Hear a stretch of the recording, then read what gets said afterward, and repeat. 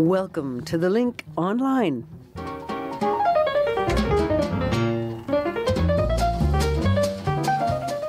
And thank you all for joining us here live on Facebook on Fridays at 16:15 hours GMT or 1:15 in the afternoon as it is here in Montreal. Hi there, I'm Carmel Kilkenny, sitting in for Mark Montgomery with Lynn Desjardins. Hello there. And Levon Sivuns. Hello, hello. And I have to apologize to you all for my sunglasses today. My other glasses are in the car. That happens. But yeah, that's what happened. Our thanks also to our social media master, Urshan, who will join us momentarily, and our sound technician today, Alain Savoie.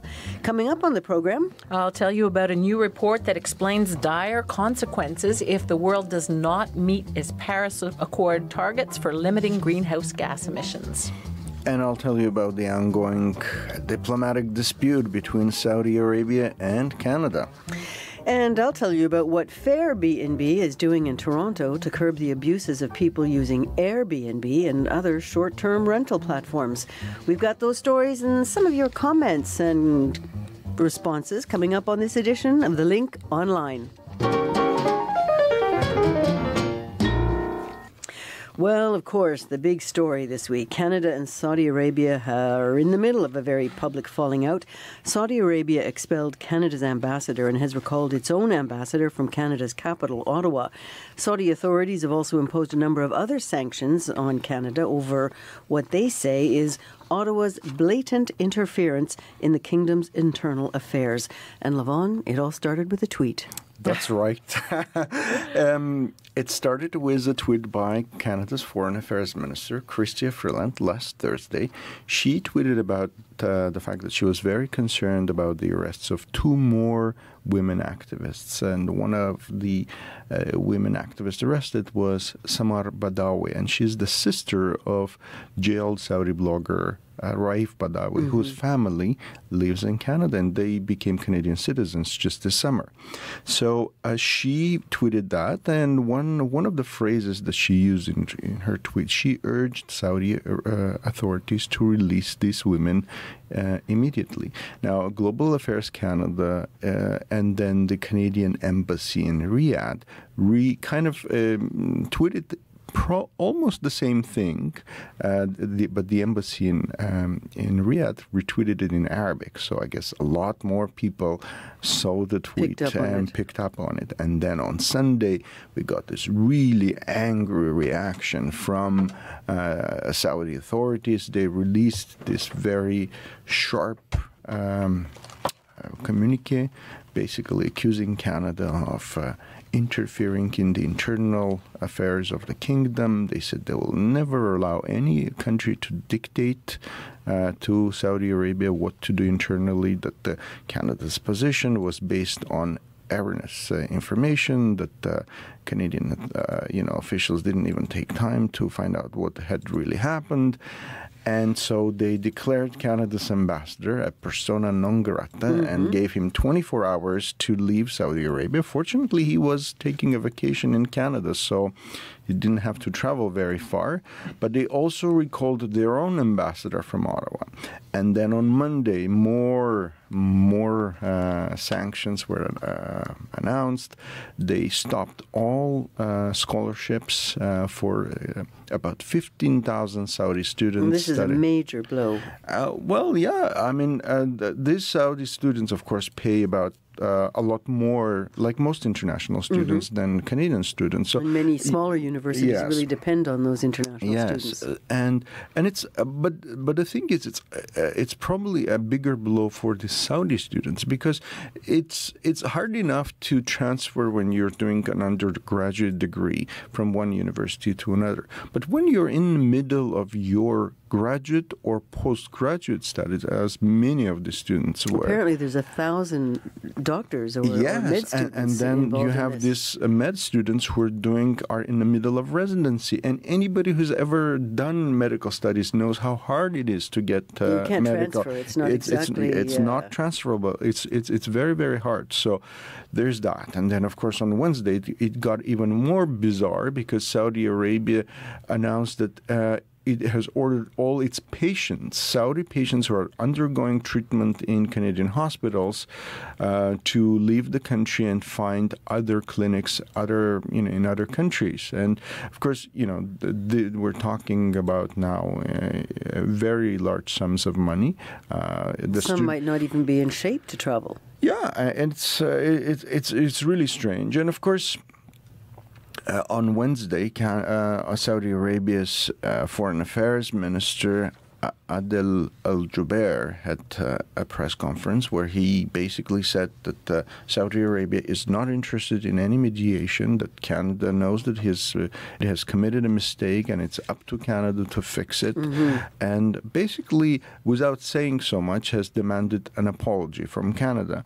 And of course... our Prime Minister's response? Yes, our Prime Minister would have none of it. We have always had a positive and constructive relationship with countries around the world, while at the same time always making sure we're bringing up human rights concerns, because Canadians expect that, and indeed people around the world expect that leadership from Canada. We will continue, we will do so in a constructive and polite way, but we will also remain firm on standing up for human rights everywhere around the world. And that was an excerpt for Prime Minister Justin Trudeau speaking in Montreal last Wednesday. And, of course, you see he says Canada standing firm. One other message that Canadian officials are now pushing is that Canada will not be escalating this dispute on its side. Because there is a lot of questions whether Canada would... It's one thing that... Saudi Arabia has recalled its ambassador, but since it has expelled the Canadian ambassador under international law, Canada has the right to formally expel the Saudi ambassador, so not just have him recalled for consultations. But it's not going to do that. It's not going to do that. There was also a bit of a message, a bit of an olive branch from Trudeau during the same press conference where he said, that Canada realizes that Saudi Arabia has done a lot in terms of human rights, but, there's still a long way to go. And the Saudi authorities basically came out Thursday saying there's two areas of trade between Canada and Saudi Arabia that have not been touched by these sanctions. One is Saudi exports of oil. A lot of people don't realize that but Canada is a major producer and exporter of oil. But we also import a lot of oil, especially... We here in Eastern Canada yes, are very Eastern dependent. And that's basically because the country is so huge that it makes more sense sometimes to get the oil from other countries. Which is why there's all the pipeline discussion. Well, because we don't have a pipeline that can transfer enough oil from Western Canada to refineries in Eastern Canada. And so we buy, our number one supplier is the United States, but the number two supplier, about 15% of our oil comes from Saudi Arabia. And so the Saudis are very keen to keep selling that oil. And what's the other? The other is our Canadian arms. Canada sells quite a lot of arms to Saudi Arabia. So the trade in these two areas remains the same? It remains the same. So Canada, 2 years ago, the Liberal government okayed or gave its final approval to a multi-billion sale of Canadian light armored vehicles. These are very high-tech combat vehicles used by the Canadian military, and they signed a contract for 15 billion worth of this vehicles. It's Canada's largest contract outside of the U.S. in terms of military exports, Canadian military. So there is no, and it's a factory that is based in London, Ontario. These vehicles are produced by General Dynamic Systems, and so there's no word yet that the Saudis are planning to cancel this contract. So is this maybe a sign of calm? It appears so, and it also appears that... However, we've still got the suspended flights beginning on August 13th. Yes, and starting Monday, Saudi Arabian national airlines have suspended all their direct flights, Toronto Riyadh, Toronto Jeddah. Yes, and this, of course, comes in the middle of the Hajj season, which is the annual pilgrimage. Yeah, and we'll have a letter comment complaining about that later on. So, but we see that Canadian officials are working the back channels now, even though Saudi Arabia says it's not interested in mediation, but UK and maybe even the United States are trying to give them, find a face-saving formula for the two countries to... Well, a week ago today it exploded, so we'll see where we are a week from today. Yes, if and when the Saudis cancel that LAV deal, the armored vehicles deal, we know that it's getting serious. I think at that point, Canada, if that ever happens, at that point, Canada would probably retaliate. And one of the areas that Canada could retaliate are the Saudi oil imports. We can buy the same oil from the United States, and that would hurt Saudi Arabia as much as, who knows how it ends. We'll see. Thank you, Levon. You're welcome.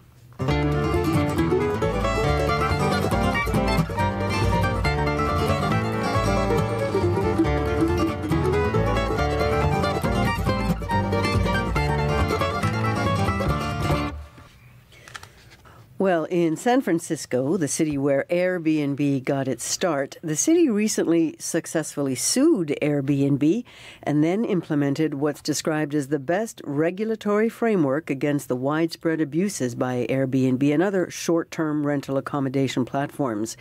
In Toronto, City Council there acted and brought in rules and regulations to deal with some of the many abuses in Canada's largest city, but the legislation is currently being challenged in court. There's a lot of money behind some of the not-so-legal arrangements that have grown out of the home-sharing apps. Torben Weiditz is a spokesman for Fairbnb. That's a coalition of groups wanting greater transparency as well as rules and regulations about how these apps are allowed to work. Fairbnb has been in Toronto since 2016 when it became apparent how out of control the situation had gotten. The city had become a major centre for what's known as ghost hotels. I spoke with Torben Weiditz earlier this week and he explained to me how these ghost hotels developed. Well, ghost hotels are essentially converted residential units that fly under the radar and have been turned into hotel units and hotel suites. Imagine a condo that, contains like 300-400 residential units, but, over the years, 200 of them have been turned into short-term rental units. You have essentially created or you're confronting a hotel, a residential building that is de facto used for short-term rental purposes and the accommodation of tourists. So, you have these ghost hotels popping up in residential neighborhoods, in, rows of Victorian homes and houses, but also obviously in vertical neighborhoods and condominium buildings. And these, we call them ghost hotels because, they are, until we started dealing with them in the city of Toronto, were flying under the radar. And, hosts weren't, paying commercial property taxes. You don't know if they pay their taxes. They're not zoned legally to accommodate tourist accommodations and the transient nature of the industry. And, for all intents and purposes, it's a conversion of one use to another that, has been, under the radar, so to speak. Tell me about Bleecker Street and what's happened there. Well, Bleecker Street is a particular street in Toronto's Cabbagetown neighborhood where a row of Victorian homes from the 1880s or something were bought up by a consortium of owners and turned into short-term rental accommodations. And Bleecker Street is one example, just like 300 Front Street West is, of what's going on in Toronto's residential neighborhoods where long-term residents are being squeezed out and room is made for tourists who are bussed in coach buses and who are catered to on the weekends and who have huge parties and all to the detriment of existing residents and neighbors who, have to deal with the situation that they thought they would have never to deal with because they thought they're going to live in a residential neighborhood and not in an entertainment district. And 300 Front Street is a high-rise condominium building where apparently when there's baseball games or, the crowds come into these units and the building is like party central.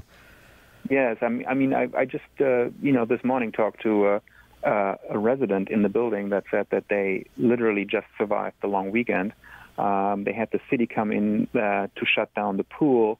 I believe they have a rooftop pool that was well beyond capacity on the weekend because short-term rental hosts, the guests actually used the pool and the rec facilities. And I was also told that for the police, 300 Front is known as Toronto's biggest brothel, essentially, where, one of the two reasons they are being called into this particular location is for noise violations or fare disputes. Noise violations and fare disputes. I was speaking with Torben Weiditz. He's a researcher and spokesperson for Fair B&B in Toronto. The hearing for their case will take place on August 30th, and I'll be sure to be following up on the outcome. And meanwhile, just to let you know, in San Francisco now, only true residents of properties can list on Airbnb, and when these regulations went through, there was over a 50% drop in listings on the site. So it's interesting how things are developing.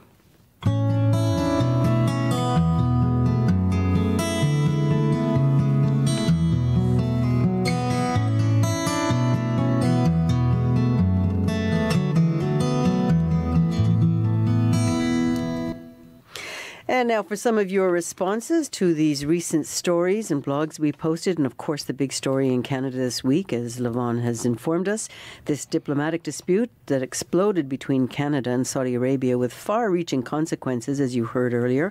And in response to one of the first stories this week on Canada's deep concern over Saudi Arabia's expulsion of the Canadian ambassador, Paul Justice had this response. Chrystia Freeland has acted in a very short-sighted and inexperienced manner. Her intolerance to human rights abuses is correct. However, her approach to this situation will cost Canadians millions in lost business and lost tuition fees. Badawi knowingly breaks Saudi law, and then we interfere in a country's sovereignty. Foolish. Speaking of free speech, why has a Toronto woman spent collectively 10 years in Canadian jails for speaking out against abortion? Tweet an answer to that, Freeland, now that you have messed up the NAFTA talks as well. Wake up, Canada. The clown Prince Trudeau in charge. We live in a dictatorship now. He does whatever he wants, and we suffer the consequences for years to come.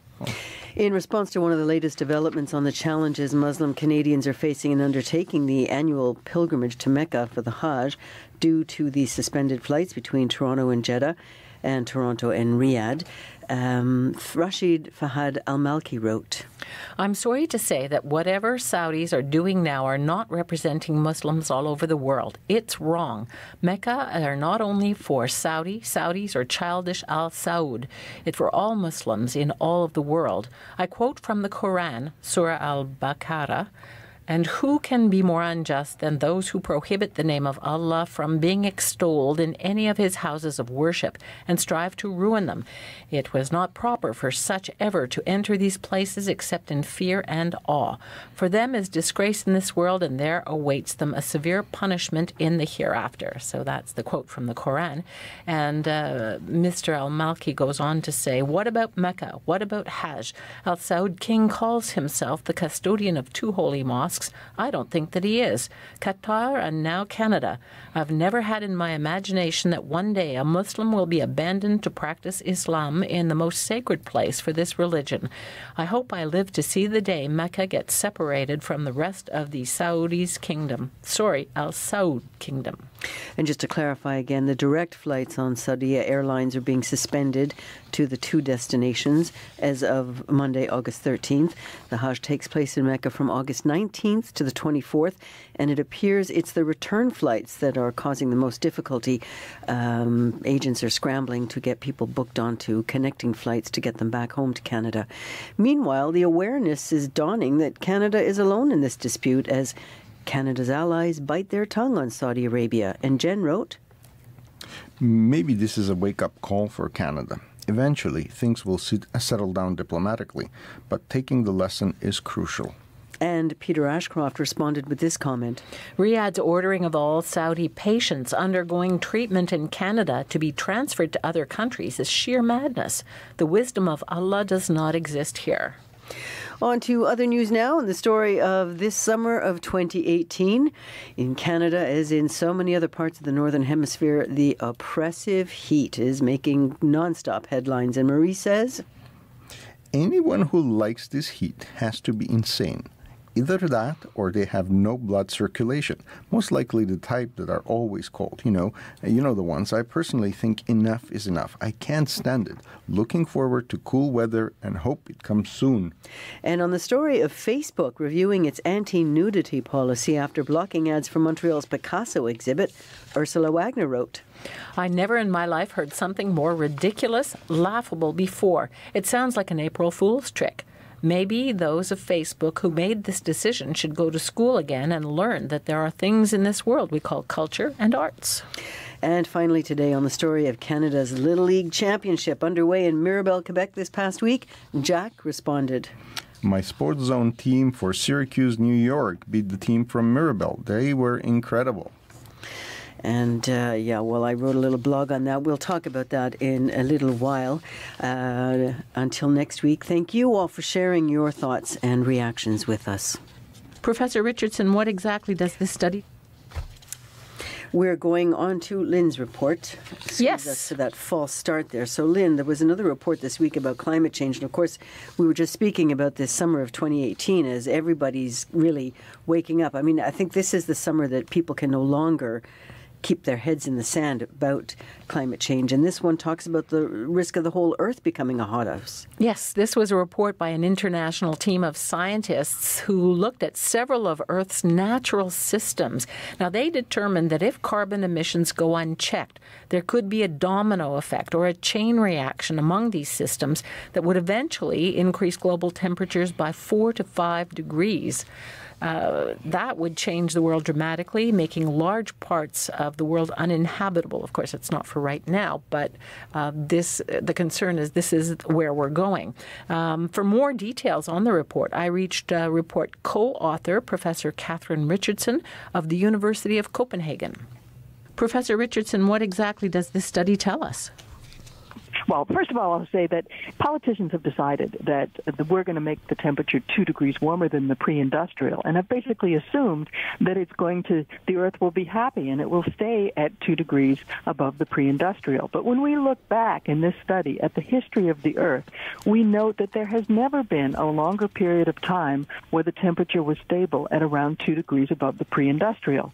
So that raises alarm bells in our minds, and we then go in and look at all of the different processes that we know are a part of the Earth system. And none of these are new. I mean, there are tipping points, there's permafrost, there's changes in the ocean, there's changes in biological, so on and so forth. They're all things we knew about. But what's new in this study is we look at the interactions between them.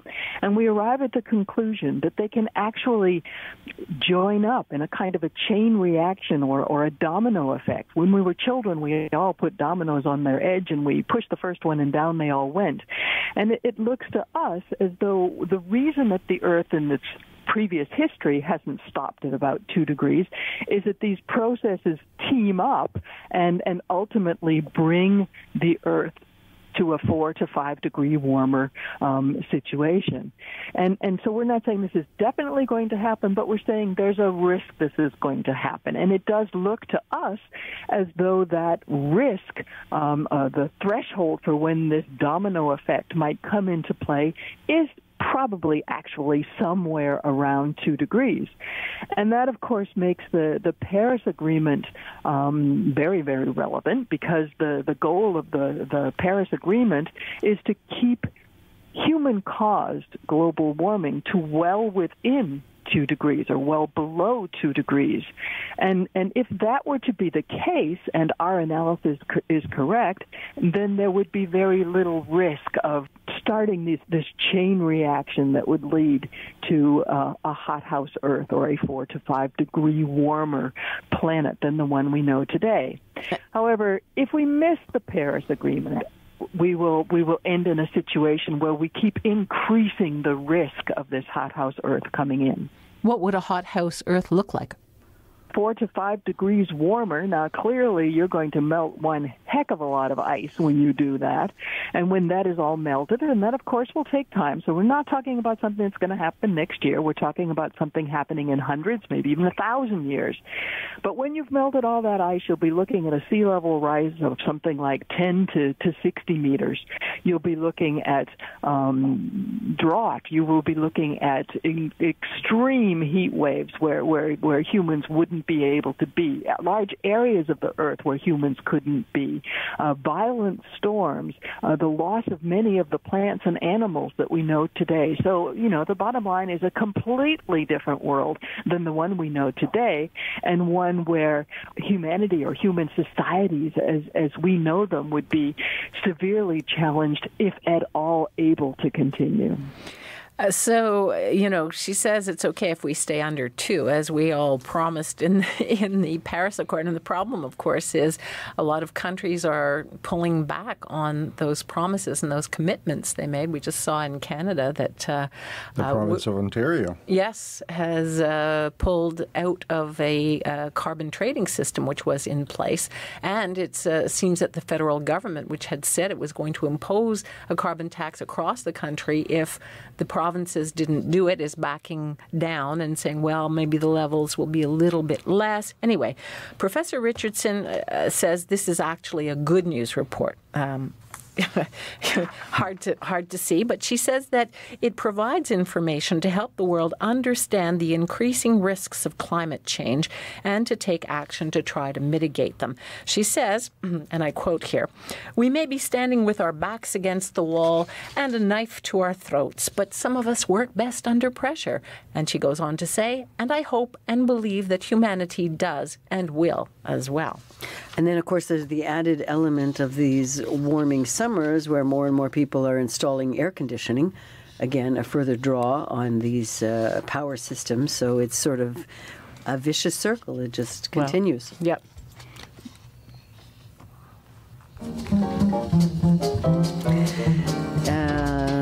I think we've got the wrong music there. We don't have, it's not quite time for that yet because we still have to discuss some of these blogs.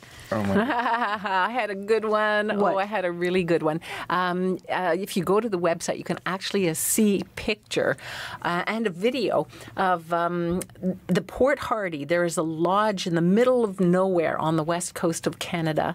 It's a floating lodge. You have to go in by plane. A lodge, like a hotel. You go to stay there. You go in by plane, and the owner of the lodge went and woke everybody up and said, come and see, we have whales. And unusually, a whole pod of orca whales had come in, and they were right off the dock. You see them right off the dock, and they are exhibiting this feeding technique where they go around in circles under the fish, and they blow bubbles, and the fish can't escape these bubbles, and they slowly surface, and the fish are trapped, and then they go whoosh. So you actually see the video of these orca. Yeah, and then they, of course, expel the water through Orca the lunch. balines, and they have lunch. It's a wonderful, wonderful picture. Levon? Well, another orca story here. This one is a bit sadder. Actually, there's a bit of good news, breaking good news. So there's this southern resident killer whales that live off the Pacific coast of Canada and Washington states in the U.S. And there's this one young beluga whale. The scientists call her J50, that was losing a lot of weight, and scientists were very concerned about her. So this is a binational effort by U.S. and Canadian officials. And she's better?